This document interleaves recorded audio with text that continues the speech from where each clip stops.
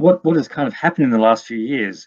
I mean, the first thing to say, as I say in my article, is their names are being shackled together. You know, Derrida and Foucault, Wow. and Foucault and Derrida, which is insane in many ways. First of all, yes, they both questioned ideas of truth, but in very different ways.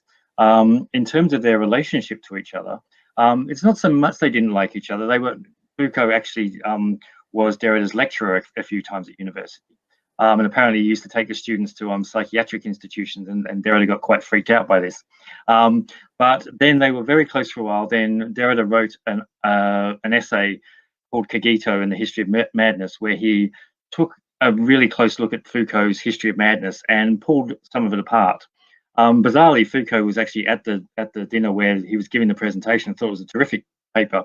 I think maybe Foucault had a few too many glasses of wine or something that night, because actually it was a veiled attack on Foucault, at least his philosophy anyway. So he did fall out for many years. But then during the 80s, when Derrida was in jail briefly overnight in Prague on a trumped up charge, you know, the people doing it said it was trumped up the day later. Foucault rushed to his defense, and they actually became close again after that. But in terms of their actual personal relationship, and especially in terms of their philosophical relationship, they didn't actually have a lot in common. So this new word that exists, Derrida and Foucault, is it would surprise both of them, I think.